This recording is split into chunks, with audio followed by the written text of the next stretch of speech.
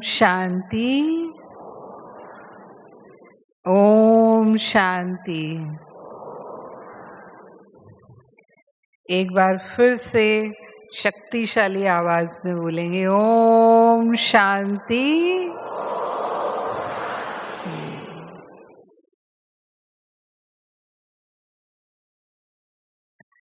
बाबा हम बच्चों को संगम युग पर मंत्र देते हैं, सुख दो सुख लो। दूसरे शब्दों में कहेंगे कि दुआएं दो दुआएं लो। तो अभी 12 अक्टूबर को जब अव्यक्त बाप दादा के रिवाइज कोर्स की मुरली हमने सुनी, तब बाबा ने बहुत सहज पुरुषार्थ की विधि बताई। बाबा ने कहा कि आपको भाषण करना नहीं आता है, कोई बात नहीं। अगर गुणों को धारण करने में मेहनत लगती है तो भी छोड़ दो। शक्तियों को कंट्रोल करने में मेहनत लगती है तो वो भी छोड़ दो। सारा दिन क्या काम करो, याद होगा कुछ भाई बहनों को। तो बाबा ने क्या कहा, सारा दिन क्या काम करो, सिर्फ एक पुरुषार्थ करो, दुआएं दो और दुआएं लो। तो बाबा ने कहा इसमें सब गुण शक्तियां अपने आप आ जाएंगी और संपन्न हो जाएंगे। तो इतना सहज पुरुषार्थ हम कर सकते हैं। फिर बाबा ने कहा रोज रात को चेक करो, एक दिन भी करके देखो, सुबह से लेकर रात तक अगर हमने ये पुरुषार्थ किया तो हमारी स्थिति क्या रहे। तो दुआएं लेना जितना कहना सहज है, उतना ही हम दुआएं लेने के पात्र बने, उसकी योग्यता क्या है वो हमें समझना है। तो हमें चाहिए बाप दादा की दुआएं, हमें चाहिए परिवार की दुआएं, और सेवा से भी हम दुआएं कमाते हैं। तो दुनिया में भी जैसे कहते हैं, एक गीत भी है ना, ले लो दुआएं माँ बाप की, सर से उतरेगी गठरी पाप की। और दुआएं लेने का क्या महत्व है ये अभी हम गीत में सुन रहे थे ना। बहुत सुंदर गीत हमने सुना, दिल से देते चलो दुआएं। तो उन दुआओं से क्या फायदा होता है। तो इस गीत में भी कहा कि जब हम दुआएं लेते हैं तो हमारे सर पर जो जन्मों के पापों की गठरी है वो उतरती है, वो समाप्त होते हैं। हमारे कर्म भोग जो हैं वो हिसाब किताब खत्म करती हैं ये दुआएं। तो हमारे माँ बाप बाप दादा हैं, ब्रह्मा बाबा हमारी बड़ी माँ हैं और शिव बाबा हमारे परम पिता हैं। तो उनके आज्ञाकारी बनना, जैसे दुनिया में भी माँ बाप के आज्ञाकारी बच्चे होते हैं, तो आज्ञाकारी बच्चों पर माँ बाप की दुआएं नेचुरल होती हैं। उनके प्रति उनके दिल से निकलता रहता है ये सदा सुखी रहें, ये सदा खुश रहें, ये जीवन में सदा सफल हों, आगे बढ़ें। क्योंकि वो इतना उनकी आज्ञा का पालन करते हैं, इतना अपने माँ बाप को समझते हैं और उनके साथ मिलकर के चलते हैं। कुछ बच्चे इसके विपरीत भी होते हैं, जो माँ बाप की आशाओं के अनुरूप उल्टे काम करते हैं, वैसे नहीं चलते, उल्टे चलते हैं। तो फिर क्या निकलता है, दुआएं या बद्दुआएं। फिर माँ बाप सोचते हैं कि ऐसे बच्चे होने से तो ना होते तो कब निकलता है। तो सहज समझ में आता है कि जितना हम आज्ञाकारी बनते हैं उतना हम दुआओं के पात्र बनते हैं। तो बाबा के भी जितना हम आज्ञाकारी बनकर चलते हैं ब्राह्मण जीवन में, अमृत वेले से रात तक बाबा ने जो हमें श्रीमत दी है, हमारे संकल्प बोल कर्म कैसे होने चाहिए, उस अनुसार अगर हम चल रहे हैं तो बाबा की दुआएं हम अनुभव करते हैं। अमृत वेला जिस विधि पूर्वक हमें करना है उस विधि पूर्वक हम करें। फिर मुरली की श्रीमत है कि हमें अपनी पढ़ाई मिस नहीं करनी है, चाहे हम जहाँ भी रहें। बाबा कहते दुनिया के किसी भी कोने में रहो, मुरली तो मिल ही जाती है। तो कोई कारण हमें नहीं देना है कि इस कारण से मेरी मुरली मिस हो गई। तो चाहे हम सुने चाहे हम पढ़ें, लेकिन पढ़ाई हमें रेगुलर पढ़नी है, पढ़ाई हमारी मिस नहीं होनी चाहिए। फिर कर्म हम करते हैं तो कर्म योगी बनकर हम कर्म करें। करन करावन हार बाबा हमसे करा रहा है। भोजन भी करना है तो ब्रह्मा भोजन खाना है, बाबा की याद में बना हुआ, बाबा की याद में रहकर खाना है। और रात को सोने से पहले बाबा की याद में ही या बाबा की याद की गोदी में बाबा बोलते हैं सोना है। ये बाबा की श्रीमत है। और इस अनुसार अगर हम दिनचर्या चलाते हैं तो हमें मेहनत नहीं लगती है। पुरुषार्थ की मेहनत लगती है, पुरुषार्थ हमें सहज लगता है। ऐसे लगता है कि बाबा जैसे हमें उमंग उत्साह के पंख लगा करके उड़ती कला से उड़ा रहे हैं, या बाबा के वरदानों से हम चल रहे हैं, उसमें हम पल रहे हैं।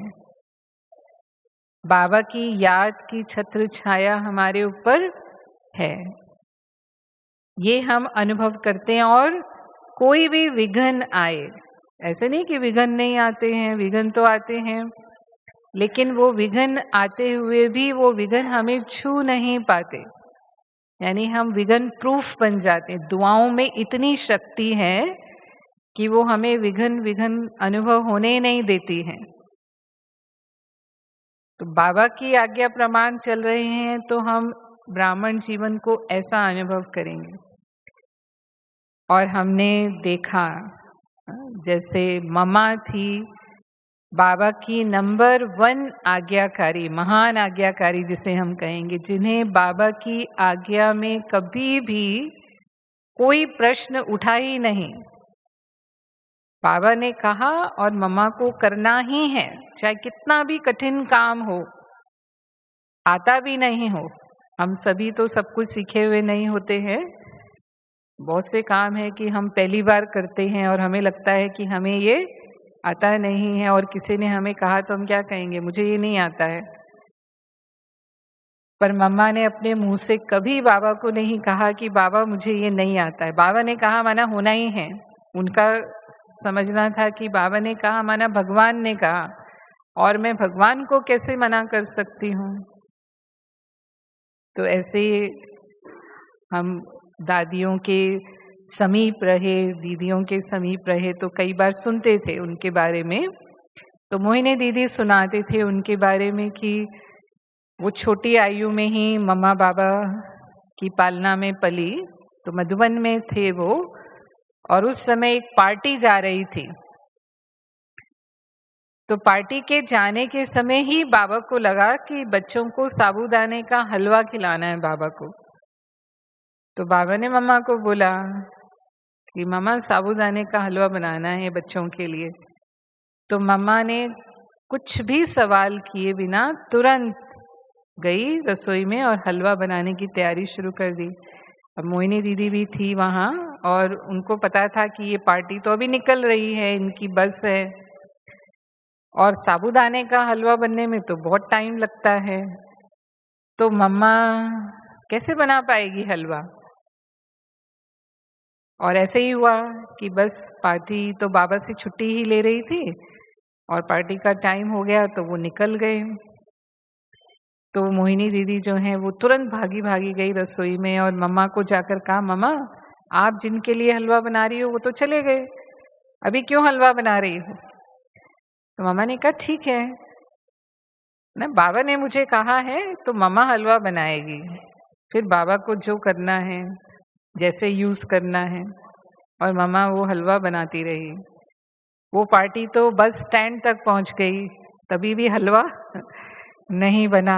तो वो छोटे थे, मोहिनी जी सुनाते थे कि मैं छोटी थी तो मुझे लग रहा था कि हाँ ये हलवा बना रही है मम्मा। फिर गई रसोई में बताने, मम्मा वो पार्टी तो बस स्टैंड तक भी पहुंच गई, वो बस तो निकल भी जाएगी, तो ये हलवे का क्या करोगे? तो मम्मा ने कहा कोई बात नहीं, मम्मा हलवा बना रही है। वो हलवा बनकर तैयार हुआ और वो वहां पर सारी पार्टी बस में बैठ चुकी थी और छूटने से थोड़ा जैसे 5-10 मिनट का टाइम होता है, तो वो हलवा बन करके बाबा के पास आया। मम्मा ने डब्बे में पैक करके बाबा को भेज दिया। और जब हलवा बाबा के पास पहुंचा तो बाबा ने बोला, अरे बच्चे अभी बस में बैठे होंगे। तुरंत एक भाई को बोला, तुम जाओ फटाफट, और अगर बस निकलती भी हो तो भी रोक करके ये बच्चों को डब्बा दे देना। तो वो उस समय तो ज्यादा साधन तो नहीं होते थे आने जाने के, तो वो भाई लगभग दौड़ के गया, बस स्टैंड गया। और सचमुच ऐसे ही था कि बस गेट से निकल ही रही थी, वो पहुंचा जब, तो उसने हाथ देख करके बस को रुकवाया और वो भाई बहनों में से एक को वो डब्बा पकड़ाया और वो हलवा जो है वो जाने वालों को मिल गया। तो मम्मा को पूरा पक्का निश्चय होता था कि बाबा ने कहा है माना ये होना ही है, और वो हुआ, चाहे लास्ट मोमेंट पे हुआ तो भी हुआ। ऐसे ही हम जगदीश भाई के बारे में सुनते हैं ना, कैसे आज्ञाकारी बनने से हम फुल वर्षे के अधिकारी बनते हैं। वो जो बाबा के बोल हैं हमारे लिए वरदान बन जाते हैं, या वो जो दुआएं हैं वही हमारा जीवन बन जाती हैं। जैसे हमारी दादियों ने, हमारे वो वरिष्ठ ने अनुभव किया। तो जगदीश भाई सुनाते थे। जगदीश भाई, मुझे मालूम नहीं आप में से कितने जानते हैं, जगदीश भाई यज्ञ की सेवाओं के आदि रतन थे। जब ओम मंडली यहाँ शिफ्ट हुई, माउंट आबू में शिफ्ट हुई, ये 1950-51 की बात है, और दिल्ली में पहला सेंटर खुला था। दिल्ली में सेवाएं शुरू हुई थी, और उस समय जो पहले भाई ज्ञान में निकले, कुमार जो ज्ञान में निकले, वो जगदीश भाई थे। और बाद में उन्होंने करीब 200 किताबें लिखी हैं। अपना जितना भी साहित्य है जो हमारे लिटरेचर में मिलता है, उसमें से मेजॉरिटी किताबें वो जगदीश भाई की लिखी हुई हैं। तो आप में से कितने भाई बहनों ने जगदीश भाई को देखा है? अच्छा, गिनती के हैं, मुश्किल से 10-15 हैं। अच्छा, देखा नहीं है लेकिन जानते हैं, उनके बारे में पढ़ा है, सुना है। अच्छा, जानते काफी हैं। तो जगदीश भाई जब पहली बार बाबा से मिलने आए तो उनके बारे में पहले से ही बाबा को, जो उनकी टीचर बहनें थी दिल्ली में जिन्होंने उनको कोर्स कराया और जो उनकी पालना कर रही थी, उन्होंने बाबा को उनके बारे में समाचार दिया कि बाबा ये बहुत पढ़ा लिखा कुमार है और बहुत बुद्धिमान है, तो ऐसी कोई सेवा यज्ञ की हो तो ये कर सकता है। तो बाबा को पहले से मालूम था, और जब वो आए, बाबा उनसे मिले, और उनको पहली बार बाबा से मिलने में ही निश्चय हो गया। कोर्स किया तभी निश्चय हो गया, लेकिन मिलने से पूरा पक्का निश्चय हो गया कि हाँ भगवान इस धरती पर आया है। तो बाबा ने उनको कहा, वो किसी एक वीआईपी को लिखकर भेजना था, कुछ पत्र लिखना था, कुछ ज्ञान की बातें लिख करके भेजनी थी। तो 3 भाई थे, वो जगदीश भाई के साथ 2 भाई और थे, और बाबा को पता था कि ये तीनों ही लिख सकते हैं। तो बाबा ने तीनों को बुलाया और सारा समझाया कि ऐसे ऐसे है, और ये तीनों आप लिखकर कल सुबह मुझे दो, फिर कुछ करेक्शन होगा तो बाबा करेगा। तो रात को तीनों अपने अपने कमरे में गए, और हुआ ये कि लाइट नहीं थी उस दिन, लाइट चली गई। तो बाकी दूसरे 2 भाइयों ने सोचा कि लाइट नहीं है, तो बाबा को तो पता ही है कि लाइट नहीं है, तो अगर हमने नहीं भी लिखा तो बाबा कहेगा कोई बात नहीं बच्चे, अभी लिख दो, सुबह लिख दो। तो वो तो सो गए। लेकिन जगदीश भाई ने सोचा कि बाबा ने कहा है लिखना है, सुबह लिख के लाना है, तो मुझे तो चाहे लाइट नहीं है लेकिन लिखना है। मतलब वही समझा कि बाबा ने कहा है माना भगवान ने कहा है। तो उन्होंने अपने लिए वो एक दीपक जलाया और उसकी रोशनी में बैठ कर के रात के 2 बजे तक माना लिखा, फिर अच्छा नहीं लगा, फिर दोबारा लिखा, फिर पसंद नहीं आया, फिर तीसरी बार लिखा। ऐसे करते करते फेयर करते करते उनको रात के 2 बज गए। और फिर जब संतुष्ट हो गए कि हाँ मैंने अभी ठीक लिखा है, बाबा को शायद पसंद आएगा, उसके बाद फिर उन्होंने आराम किया। और सुबह मुरली क्लास बाबा चलाते थे, तो योग हुआ, मुरली क्लास हुई, बाबा का नाश्ता भी हुआ। तब तक बाबा ने कोई बात ही नहीं की कि बाबा मतलब बच्चों को बाबा ने लिखने के लिए दिया है। तो वो 2 भाई तो बहुत खुश थे कि बाबा को तो याद ही नहीं है कि बाबा ने लिखने के लिए दिया, बाबा ने पूछा ही नहीं तो मुरली के तुरंत बाद ही बाबा पूछ लेते कि बच्चे लिख के लाए हो।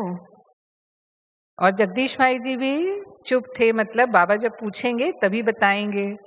और हुआ ऐसे कि नाश्ते के बाद बाबा जब अपने कमरे में गए तो फिर बाबा ने तीनों को बुला लिया।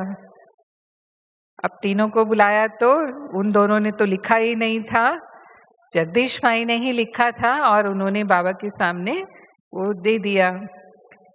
तो बाबा ने वो पढ़ा और बाबा इतने खुश हुए कि बाबा ने उसी समय जगदीश भाई को ये वरदान दिया कि बच्चे आप जाकर के इस ईश्वरीय विश्वविद्यालय के आगे के लिए साहित्य के मुख्य लेखक बनोगे।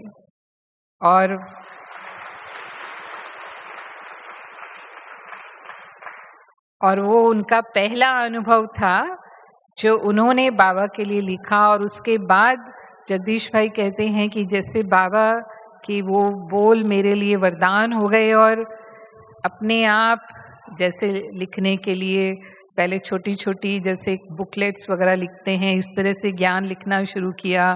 फिर मैगजीन निकाली और उसके बाद जो हमारी ज्ञानामृत निकलती है, अभी जो प्रेजेंट में ज्ञानामृत निकलती है, उसके जो पहले संपादक रहे वो जगदीश भाई जी रहे। वो किताब पहले त्रिमूर्ति के नाम से निकलना शुरू हुई थी। तो आज्ञाकारी बनने से जैसे कि वो पूरा का पूरा उत्तराधिकार या कहेंगे हम उनकी दुआओं से वो हमें शक्तियां मिल जाती हैं या वो वरदान हमारे लिए बन जाते हैं। भक्ति में भी हम सुनते हैं, मुझे एक कहानी बहुत एक बार मैंने पढ़ी थी और मुझे ये बहुत पसंद आई थी कि कैसे जो गुरु भक्त शिष्य हुए उनको गुरुओं ने कैसे अपना वारिस बना लिया। तो उसमें एक गुरु का मिसाल आता है, उनके एक जैसे हम सुनते हैं पुराने समय में गुरुकुल चलते थे और वो गुरुकुल में जो शिष्य हैं वो शिक्षा के साथ साथ सभी प्रकार के कार्य करना सीखते थे।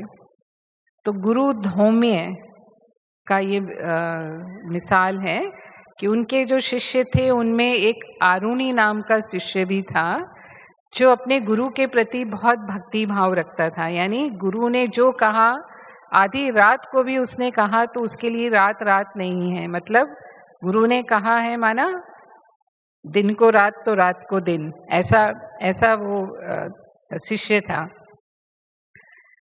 तो एक बार ऐसे ही वो अपने शिष्यों को कुछ अध्ययन करा रहे थे और बहुत बारिश होने लगी। तो अलग अलग ड्यूटीज थी शिष्यों की, किसी की खेतों को संभालने की ड्यूटी थी, किसी के पशुपालन की सेवा थी, किसी की बागवानी की थी, किसी के आश्रम के रख रखाव की थी, ऐसे। तो जो खेती वाले थे उनको उन्होंने बुलाकर कहा कि खेती में धान बोया हुआ है और धान को पानी लगता है, माना खेत जो है वो पानी से भरे रहना चाहिए, लेकिन बारिश इतनी तेज हो रही है कि जो मेड़ बनाई हुई है चारों ओर पानी भरा रहे, तालाब जैसा बना रहे, तो इतनी बारिश में वो बह जाएगी, रुकेगी नहीं क्योंकि कच्ची है। तो अगर बह गई तो सारा पानी भी बह जाएगा, पानी रुकेगा नहीं। तो कोई जाए और जाकर के वो मेड़ ठीक, अगर कोई मेड़ में कहीं ऐसे दरार पड़ गई हो तो जाकर के उनको ठीक करे और मिट्टी डाल करके उसको पक्का करके आए। लेकिन इतनी तेज बारिश हो रही थी कि किसी भी शिष्य की हिम्मत नहीं हुई और किसी ने भी गुरु को इसका जवाब नहीं दिया कि वो खेत पर जाएगा और ये काम करेगा। लेकिन आरुणि ने बोला कि गुरुजी आप मुझे आज्ञा दीजिए। हालांकि खेती का उसका कार्य नहीं था, लेकिन फिर भी उसने बोला कि गुरुजी आप मुझे आज्ञा दीजिए, मैं जाता हूँ और मैं ये कार्य करूँगा। तो उन्होंने कहा कि तुम अकेले कैसे करोगे, तुमसे हो जाएगा?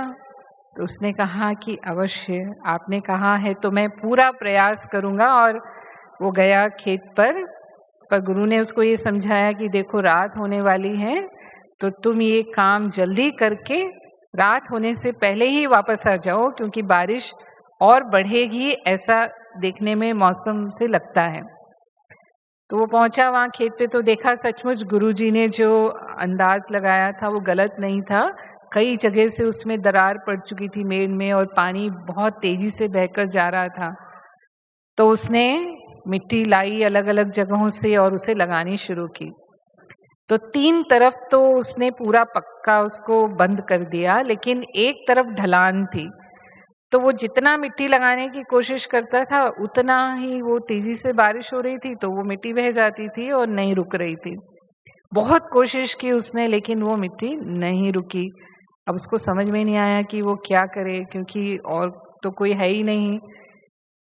तो उसको उस समय ये समझ में आया कि मैं ही लेट जाता हूँ, यहाँ से जहाँ से पानी बह रहा है वहाँ मैं ही लेट जाता हूँ, तो पानी खेत में रुका रहेगा, पानी बहेगा नहीं। तो वो खुद ही लेट गया, माना खुद को ही मेड़ बना लिया उसने, और सचमुच पानी रुक गया खेत में और सारी रात बारिश होती रही। बाद में गुरु को पता चला कि वो तो वापस लौटा ही नहीं, सारी रात नहीं आया। तो उनको चिंता हुई कि क्यों वापस नहीं आया। तो फिर उन्होंने कुछ शिष्यों को अपने साथ लिया और वापस गए, वहाँ खेत पर गए। तो देखा कि वो शिष्य जो है वो खुद ही लेटा हुआ है खेत के उधर, और बारिश तो अभी बंद हो चुकी है, लेकिन अभी अगर वो उठता तो निश्चित रूप से वो पानी फिर से बहने लग जाता, तो वो उठा नहीं। और गुरु ने जब ये दृश्य देखा तो उन्होंने जो अपने शिष्यों को साथ में लाए थे उनसे वो सारी मिट्टी रखवाई। उस समय तो वो मिट्टी रुक गई क्योंकि अब बारिश बंद थी। और फिर वो उठा तो देखा उसका पूरा शरीर अकड़ चुका था, क्योंकि सारी रात वो बारिश में ऐसे ही लेटा रहा और पानी पूरी तरह से उसकी पीठ पर लगा हुआ था। तो मतलब गुरु उससे इतने प्रसन्न हुए, जो भी उसने किया, इतना मुश्किल कार्य, असंभव कार्य वो उसने किया सिर्फ गुरु के कहने पर। तो गुरु ने उसको आशीर्वाद दिया और कहा कि जो भी मेरे आश्रम की सेवाएं हैं और जो भी मेरा आगे का भी कार्य है, वो भविष्य में उसकी जिम्मेवारी या उसके उत्तराधिकारी तुम हो। तो वो आज्ञा पालन करने का, और गुरु ने जितना भी मुश्किल कार्य किया उसको मुश्किल ना समझकर, क्योंकि गुरु ने कहा है तो मुझे करना ही है, ऐसा समझकर उसने किया। तो कितनी दुआएं, और वो दुआओं ने किस योग्य बना दिया, उस योग्य बना दिया जो हम उसके काबिल अपने आप को नहीं समझते। तो ये बाबा की दुआएं हमारे लिए काम करती हैं। हम देखते हैं कई बार कि हमें लगता है कि बाबा की श्रीमत इतनी मुश्किल है, पता नहीं हम कर पाएंगे कि नहीं कर पाएंगे। लेकिन जब हम ये नहीं सोचते कि हम कर पाएंगे या नहीं कर पाएंगे, लेकिन बाबा ने कहा है इसलिए हमें करना ही है। जो हमने देखा, मम्मा को देखा, दादियों को देखा, या जो भी हमारे वरिष्ठ भाई बहनें हैं, उन्होंने वो सब किया। अब कई बार दादियां सुनाती थी, बाबा अचानक बोलता था कि बच्ची तुमको उधर जाना है सेवा पर, और हम कहते थे बाबा कपड़े नहीं धुले हुए हैं, तैयार ही नहीं है। मतलब 1 घंटे के अंदर अंदर हमको निकल के जाना होता था, क्योंकि ट्रेन का टाइम होता था जहाँ जाना है। तो अभी तो तैयारी ही नहीं है, मानो हम ऐसा सोचते थे कि तैयारी ही नहीं है, कैसे जाएंगे। कम से कम बाबा 2 दिन पहले तो कहे। लेकिन बाबा ने कहा है जाना है, माना बस फिर हम सोचते नहीं थे और हम चले जाते थे। जहाँ बाबा सेवा पर भेजता था वहाँ हम चले जाते थे, जिसको हमें भी बाबा कई बार कहते हैं अचानक और एवर रेडी रहो। कोई भी परिस्थिति अचानक आ सकती है, और उस अचानक में अगर हम एवर रेडी हैं तो हम विजयी हो जाएंगे, हम तैयार हैं तो हम विजयी हैं, तो फिर हमारे मन में प्रश्न नहीं उठना चाहिए कि ऐसा क्यों, ऐसा क्या हो रहा है, हाँ, या ये ऐसा नहीं है, ये वैसा नहीं है। तो अगर हम प्रश्नों में गए तो फिर हम बाबा की दुआएं अनुभव नहीं करते हैं और हम बाबा की आज्ञा का वो पालन भी उस तरह से नहीं कर पाते हैं। और कई बार हम सुनते हैं कि जो दुआएं हैं वो मरे हुए को भी जिंदा कर देती हैं, उसको जिए दान देती हैं। और ये प्रैक्टिकल में कई बार देखने में भी आता है। हम सुनते हैं एक्सीडेंट हुआ किसी का और बहुत बड़ा एक्सीडेंट, उसके बचने की कोई उम्मीद नहीं, उसमें गाड़ी तो पूरी तरह से खत्म, लेकिन जो उसमें बैठा होता है वो साफ बच जाता है। और कई बार तो ऐसा कि खरोंच भी नहीं आती है।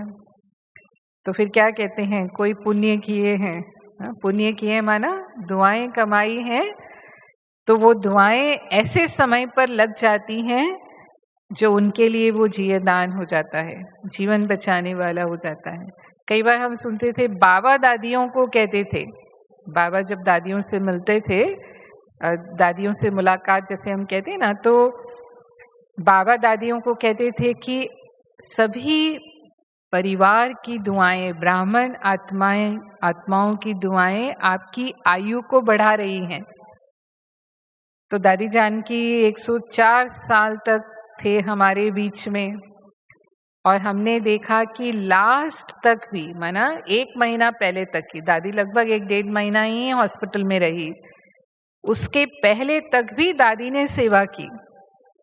दादी बेंगलोर गई, पूना गई, सारे प्रोग्राम किए, जो भी प्रोग्राम बने हुए थे, और उसके बाद करके पूरा प्रोग्राम करके वापस आई तब।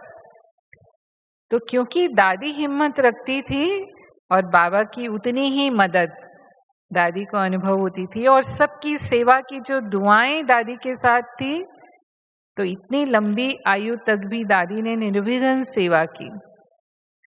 और भी दादियों को, जैसे गुलजार दादी थे हमारे, दादी प्रकाश मणि जी थे, सभी दादियों ने लंबी आयु जिया और बाबा की निर्विघ्न सेवा की। तो ये दुआएं कमाने का फल है।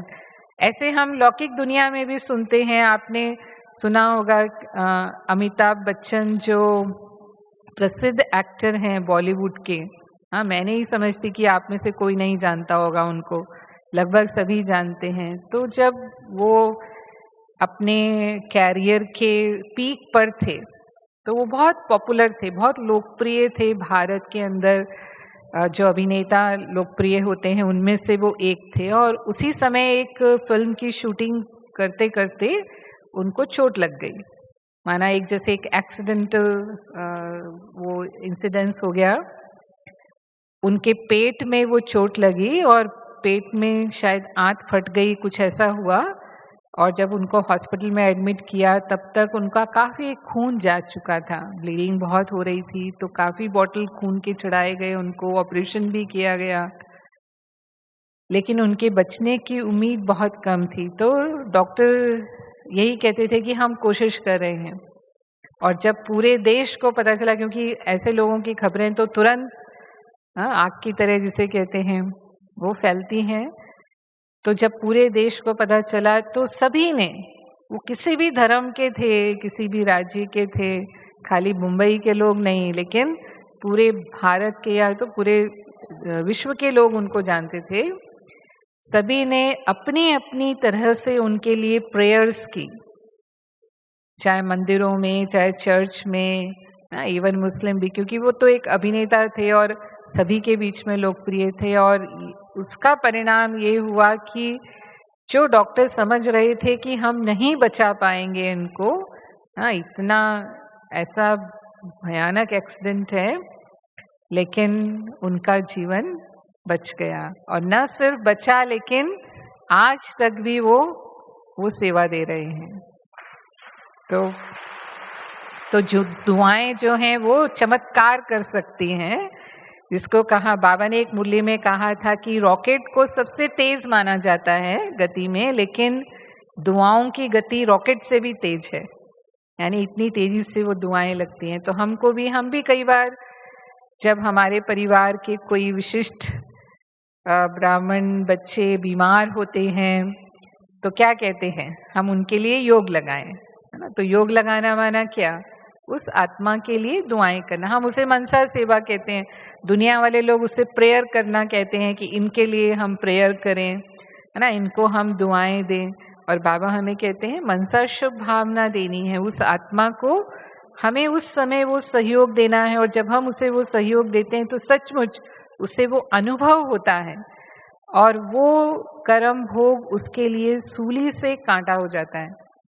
कई बार लगता भी नहीं है। हम बड़ी दादी जी को देखते थे, दादी जी के बहुत समीप मैं रही हूँ, तो लास्ट के दिनों में जब दादी जी बीमार थे, हालांकि दादी जी अपनी रीति से वो कुछ नहीं कर पाते थे, लेकिन फिर भी कभी दादी को पूछेंगे ना कि दादी जी आपकी तबीयत कैसी है, तो दादी कहती थी मैं तो बिल्कुल ओके हूँ, बिल्कुल ठीक हूँ। तो हम कहते थे कि दादी, या डॉक्टर भी जो मिलते थे दादी को, दादी आप कहाँ ठीक हैं, आप बेड पर हैं।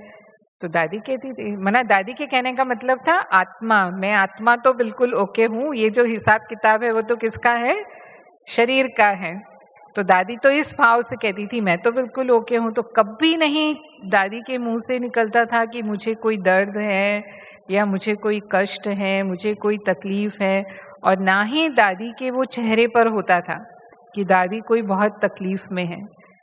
तो वो शक्ति कहाँ से थी दादी के अंदर, बाबा की और परिवार की दुआएं, कि वो कर्म भोग दादी को कभी अनुभव होता ही नहीं था, इतना सहज वो उसे पार करते हैं। हाँ, देखने वाले को लगता है कि हाँ ये तो बहुत बीमार हैं, हाँ इस शायद इतने कष्ट से गुजर रहे होंगे, शायद इनको इतना दर्द हो रहा होगा, लेकिन सचमुच वो फीलिंग हमने देखी नहीं। और ये अनुभव मेरा खुद का भी रहा कि एक बार मेरा भी एक्सीडेंट हुआ और मैं आईसीयू में थी। तो मैंने देखा, क्योंकि हम भी काफ़ी समय से यज्ञ में सेवा कर रहे थे, और जहाँ भी मैंने सेवा की, हॉस्पिटल में सेवा की, माना हमने निस्वार्थ सेवा की, समर्पित होकर के बाबा के यज्ञ में सेवा की। तो मैं कहूँगी कि उन दुआओं ने मुझे सचमुच उस समय इतनी मदद की कि मुझे लगा ही नहीं कि मैं आईसीयू में हूँ, मुझे ये भी नहीं लगा कि मुझे दर्द है। देखने वाले को बिल्कुल लगता था, जो सामने आते थे वो मेरे से पूछते थे बहुत तकलीफ होती होगी आपको, ना फ्रैक्चर हो गया है, आपको इतनी चोट लगी है बहुत। और मुझे सुई की नोक चुभ जाए इतना भी दर्द नहीं था। और मुझे ऐसा लगता था कि बाबा ने जैसे मुझे अपनी गोदी में रखा है और मैं हॉस्पिटल के बेड पर नहीं, फूलों की सेज पर सोई हुई हूँ। तो इतना अच्छा बाबा हमें अनुभव कराते हैं और उससे पार कराते हैं। तो ये दुआओं की शक्ति है जो हमारी हर परिस्थिति को हमें सहज पार करा देती हैं। तो हमें दुआएं लेने का अधिकारी बनना है, उस योग्य अपने आप को बनाना है। तो बाबा से हम कैसे योग्य बनेंगे? अब परिवार के संपर्क में जब हम आते हैं तो जैसे कहा कि संतुष्ट रहना और संतुष्ट करना, या सुख देना और सुख लेना, वो हम कब कर पाएंगे? जब हम उनकी आवश्यकता को समझेंगे। अगर हम किसी की आवश्यकता को समय पर पूरा कर देते हैं, आवश्यकता के प्रमाण किसी को हमने सहयोग दिया, तो उसके दिल से दुआएं निकलती हैं कि वो सचमुच मुश्किल में है, तकलीफ में है, और उसी समय हमने उसकी मदद कर दी। जैसे हम डॉक्टर को कहते हैं, डॉक्टर के पेशे को हम क्या कहते हैं? दुआएं कमाने वाला पेशा कहते हैं ना। कई पेशे ऐसे हैं जिनमें धन नहीं कमाते, लेकिन उससे ज्यादा क्या कमाते हैं? दुआएं कमाते हैं। तो कैसे दुआएं कमाते हैं? क्योंकि जब मरीज उनके सामने आते हैं तो वो बहुत दुख में होते हैं, और रोग के कारण उनकी मानसिक स्थिति भी बहुत कमजोर होती है। और डॉक्टर जब उनको दवाई देता है, उनको उस दर्द से मुक्त करता है, या जो भी ऑपरेशन करता है, या जो भी उनकी काउंसलिंग करता है, उनको समझाता है, तो उनके दिल से दुआएं निकलती हैं। इसलिए उनको नेक्स्ट टू गॉड कहते हैं, क्योंकि भगवान दुख हरता सुख करता है, तो ऐसे ही वो भी दुख हरते हैं और सुख देते हैं। तो बाबा ने भी हमें उस पोजीशन पर रखा है। हम बाबा के ब्राह्मण बच्चे हैं, तो हमें बाबा क्या कहते हैं? हम क्या हैं? विश्व की आत्माओं के लिए कल्याणकारी हैं, उनके उद्धार मूर्त हैं, पूर्वज आत्माएं हैं। और पूर्वज आत्माओं का क्या कर्तव्य होता है? जैसे घर में भी जो पूर्वज होते हैं वो समझते हैं ना कि बच्चों की आवश्यकता है, तो हमें ये करना है इनके लिए, फिर चाहे वो खुद का भी त्याग क्यों ना करना पड़े। अगर हमें बच्चों को पढ़ाना है तो पढ़ाने से उनका भविष्य बनेगा, तो माँ बाप अपने भी पेट काट करके बच्चों के लिए करते हैं कि नहीं, इनकी पढ़ाई नहीं रुकनी चाहिए, इनका भविष्य उतना अच्छा बनाना है, माना वो करना है। तो ऐसे ही कोई भी आत्मा हमारे संपर्क में आती, चाहे हमारे लौकिक परिवार हैं, चाहे हमारा ईश्वरीय परिवार है, दैवी परिवार है, तो हम उनकी नब्ज, बाबा कहता है इसको नब्ज को परखें कि उसको क्या चाहिए। वो संतुष्ट कब होगी? जब उसकी उस आवश्यकता को हम पूरा करेंगे। जैसे एक बार बाबा ने मुरली में कहा, कोई आत्मा को शांति चाहिए, वो बहुत परेशान है और वो हमारे पास आती है कि इनसे मैं बात करूंगा तो मुझे शांति मिलेगी ना, मेरा मन जो है ये हल्का हो जाएगा इनसे बात करके, या ये मुझे कोई ऐसी बात सुनाएंगे जिससे मुझ में हिम्मत आ जाएगी। वो उस उम्मीद से हमारे पास आते हैं और वो हमने उनकी पूरी की। फिर बाद में हम ज्ञान सुनाएंगे तो वो ज्ञान सुनने के लिए भी फिर तैयार हो जाएंगे, लेकिन पहले हमें क्या देना है उनको? जो अनुभव हमसे चाहते हैं। पानी के प्यासे को अगर हमने 36 प्रकार का भोजन दे दिया तो क्या होगा? वो संतुष्ट होगा? उसको क्या चाहिए? पहले पानी चाहिए। तो इसको बाबा कहता है कि देखो उस आत्मा को क्या चाहिए। ऐसे ही कई बार क्या होता है, हम ये नहीं समझ पाते और फिर हम उनको सीधा ज्ञान की हैवी डोज दे देते हैं और उससे वो और ही भारी हो जाते हैं और फिर वो चले जाते हैं, माना उतना वो संतुष्ट नहीं हो पाते। तो ये एक तो हम जिन भी आत्माओं की सेवा करते हैं, जब हम सेवा में हैं तब हमें इस बात का ध्यान रखना है। फिर संस्कारों का जो हमें मिलाकर चलने का, माना उसमें ही हम उनको संतुष्ट कर सकते हैं, तो कई बार हम वो भी नहीं समझ पाते हैं, क्योंकि हर एक आत्मा के संस्कार अपने अपने हैं। ये वैरायटी झाड़ है, बाबा कहता है, तो कोई भी दो आत्माएं एक जैसी नहीं है। कोई भी दो आत्माओं का पार्ट इस ड्रामा में एक जैसा है ही नहीं, सबका अलग अलग पार्ट है और अलग अलग संस्कार भी हैं, भिन्न भिन्न संस्कार हैं। तो हमें संस्कार मिलाकर चलना है, संस्कार मिलन की रास जिसे बाबा कहता है। तो उसी को बाबा संगठन भी कहते हैं। लेकिन हम क्यों नहीं कर पाते? कई बार हम कर लेते हैं, ऐसा नहीं कि नहीं कर, बिल्कुल नहीं कर पाते, लेकिन कई बार जिन आत्माओं से हमारा हिसाब किताब होता है उनसे हमारे लिए मुश्किल हो जाता है। तो बाबा ने एक मुरली में कहा था कि अगर कोई मुझ पर क्रोध कर रहा है या कोई मुझे गाली भी दे रहा है, यही होता है ना, या कोई मेरा अपमान कर रहा है, मुश्किल परिस्थितियां कौन सी लगती हैं हमें?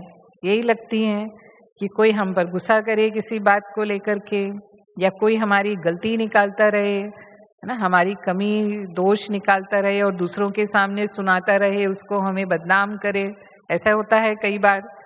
तो यही हिसाब किताब के रूप आते हैं हमारे सामने। तो क्या ऐसी आत्माओं से भी हम दुआएं ले सकते हैं? क्या कहेंगे, ले सकते हैं या नहीं ले सकते? तो बाबा ने कहा था कि ऐसी आत्माओं से भी हमें दुआएं लेनी है। कैसे लेनी है? कि वो आत्मा अपनी कमजोरी बता रही है कि मैं तो परवश हूं, माया के वश, जो माया के वश होगा वही ऐसा काम करेगा।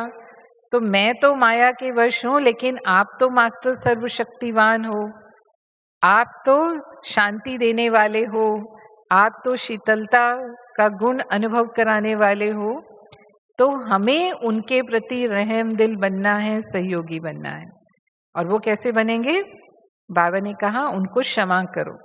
शिक्षा और क्षमा ये दो चीजें हैं। कई बार हम शिक्षा देने लग जाते हैं लेकिन क्षमा करना भूल जाते हैं। और आजकल आत्माओं को शिक्षा नहीं चाहिए, क्या चाहिए? क्षमा चाहिए। तो बाबा कहते हैं आप क्षमा कर देंगे, वो क्या भी कर रहे हैं तो वो क्षमा ही उनके लिए शिक्षा हो जाएगी। और उसी में ही सहन शक्ति भी है, उसी में ही समाने की शक्ति भी है। अगर हमने क्षमा कर दिया तो सबसे पहला फायदा तो हमको ही होता है, हमारा ही दिल साफ हो जाता है उन आत्माओं के प्रति, बुद्धि हमारी स्वच्छ रहती। क्योंकि अगर किसी की भी कमजोरी हमने अपने चित्त पर रख ली, किसी ने मेरे साथ बुरा किया और मैंने अपने मन में रख लिया, तो मेरी भी बुद्धि स्वच्छ तो नहीं मानी जाएगी, है ना। अभी भी संडे की मुरली में बाबा ने हमें यही बात समझाई कि फिर हम क्या करते हैं, बुद्धि में रख लेते हैं तो वर्णन किए बिना नहीं रहेंगे। अगर कोई बात मेरी बुद्धि में समा गई तो चाहे हम एक के सामने बोले, चाहे हम 4 के सामने बोले, लेकिन बोलेंगे जरूर। और अगर हमने वर्णन किया किसी की ग्लानि की, हम समझते हैं कि वो गलत है और उसकी गलत बात को ही मैं गलत कह रही हूं, और फिर बाबा ने कहा आपने एक कहा वो गुंबद की तरह काम करता है। जैसे गुंबद में हम आवाज करते हैं तो क्या होता है, वो कई गुना बड़ा होकर के वो आवाज लौटता है। तो ऐसे ही आप एक बार करेंगे वो 10 बार करेगा, है ना। और रिजल्ट क्या होगा, रिजल्ट तो समस्या बढ़ेगी ना। तो बाबा ने बहुत अच्छा एग्जाम्पल दिया कि जैसे गुलाब का फूल है वो बदबूदार खाद से भी खुशबू ले लेता है, बढ़ता तो बदबूदार खाद में है लेकिन देता क्या है, खुशबू देता है। तो प्रकृति में भी ये गुण है कि वो बदबू को खुशबू में बदल सकती है।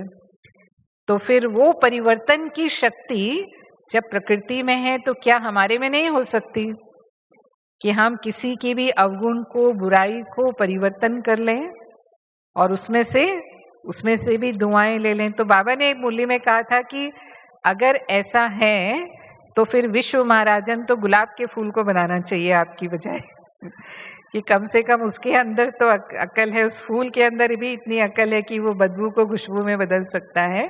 तो बाबा ने संडे की मुरली में कहा कि साइंस भी क्या करती है, वेस्ट को बेस्ट बनाती है। आज की जो साइंस की पावर है वो भी यही है ना। तो हमें भी ये परिवर्तन शक्ति को यूज करना है, और जब हम ये परिवर्तन करते हैं तब हमने दुआएं भी दी, केवल ली नहीं लेकिन उस आत्मा को हमने दुआएं भी दी, क्योंकि वो हमने जो सहन कर लिया, समा लिया, ना हमने कुछ कहा ना उसको वर्णन किया बल्कि और ही रहम किया उनके ऊपर, तो वो उस आत्मा के लिए प्रेरणा देने वाला बन जाता है। उसे हिम्मत आती है कि अगर ये ऐसा कर सकते हैं तो मैं भी ऐसा कर सकती हूँ। तो आगे के लिए हो सकता है 2 बार 4 बार वो आपके साथ ऐसा करेंगे, लेकिन फिर भी अगर हम बाबा की श्रीमत अनुसार ऐसा ही व्यवहार करेंगे तो उस आत्मा में भी परिवर्तन आ जाएगा। और ऐसा बहुतों में देखने में आता है, बहुत परिवारों में ये अनुभव करते हैं कि शुरू में वो कैसे विरोधी होते हैं, जैसे रावण होते हैं, और फिर धीरे धीरे जब देखते हैं कि ये तो हम इनके साथ कैसा भी करते हैं, ये तो फिर भी हमसे प्यार से चलते हैं, स्नेह से चलते हैं, हमारे पूरे सहयोगी हैं, इनके व्यवहार में तो कोई अंतर नहीं आता, तो धीरे धीरे उनमें भी फिर वो परिवर्तन आ जाता है। एक बार एक भाई अपना अनुभव सुना रहे थे, वो किसी सन्यासी को यहाँ लाना चाहते थे मधुबन में, और उनके ब्रह्मा कुमारी के बारे में अच्छी मत जैसे कहेंगे मान्यता होती है वो नहीं थी। मना उनको लगता था कि ये हिंदू धर्म के विरुद्ध प्रचार करती हैं, तो वो हम इनके स्थान पर क्यों जाएं, जब हम मानते ही नहीं हैं तो हमें क्यों जाना है। तो जब वो भाई उनको निमंत्रण देने के लिए जाते थे तो वो उसको किसी ना किसी तरह से मतलब मिले ही नहीं ऐसा टाल देते थे, मिलते ही नहीं थे, मतलब मिलने का अपॉइंटमेंट ही नहीं देते थे। लेकिन वो भाई भी छोड़ता नहीं था, जब भी कुछ मौका होता था तुरंत फिर से पहुंच जाता था वहां पर। तो जब ऐसा कई बार हुआ तो उन्होंने सोचा चलो एक बार मिल ही लेते हैं, मिलने में क्या बुराई है, चलो आने दो उसको।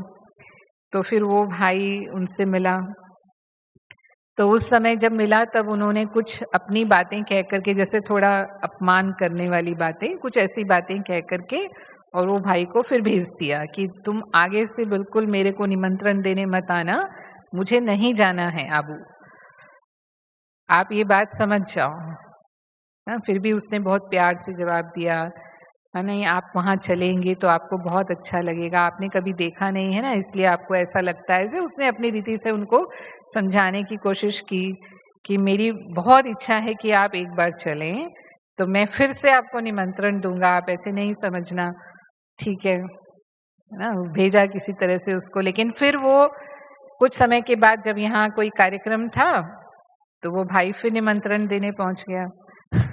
तो उनको लगा कमाल है इसकी सहन शक्ति, इसको कुछ लगता ही नहीं है, ना मैं इससे मिलना चाहता हूँ और ना मैं इससे सीधे मुंह बात करता हूँ, फिर भी भाई पहुंच जाता है मेरे पास। फिर एक बार मान ही लिया उन्होंने आखिर कि ठीक है तुम इतना ही पीछे पड़े हो तो एक बार मैं आ जाता हूँ तुम्हारे साथ आबू, है ना, लेकिन तुम मुझे किसी बात के लिए मजबूर नहीं करना, मैं सिर्फ देखने आ रहा हूँ। कहा ठीक है आप सिर्फ देखने ही आइए। और वो यहाँ आए उसके कारण, और यहाँ 2 दिन रहे, और जब उन्होंने यहाँ सब देखा तो मधुबन तो है ही परिवर्तन भूमि ना, कैसी भी आत्मा इस भूमि पर आए उसका मन ना बदले ऐसा तो हो नहीं सकता। तो बस उनको समझ में आ गया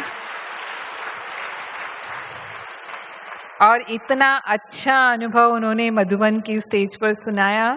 बोला इस भाई ने जो व्यवहार मेरे साथ किया उससे मुझे प्रेरणा मिली और आज मैं यहाँ पहुंचा हूँ, तो ये आत्मा मेरी गुरु हो गई।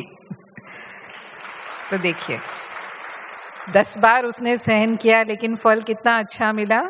तो बाबा हमेशा कहते हैं कि सहन करने में दुआएं हैं। कई बार हम सोचते हैं हम कितना सहन करेंगे, बहुत सहन कर लिया, क्या हम ही मरेंगे क्या, है ना, हमारी ही उसमें लिखा है क्या कि मतलब मुझे ही मरकर चलना है, मुझे ही ऐसा चलना है।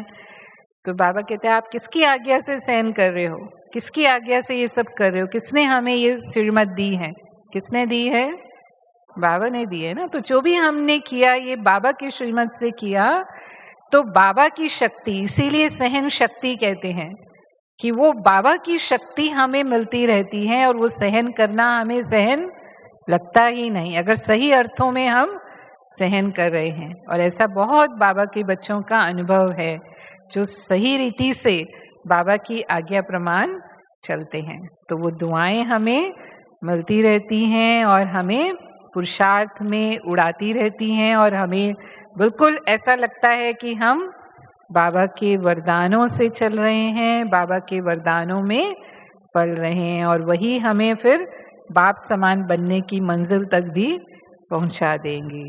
ओम शांति।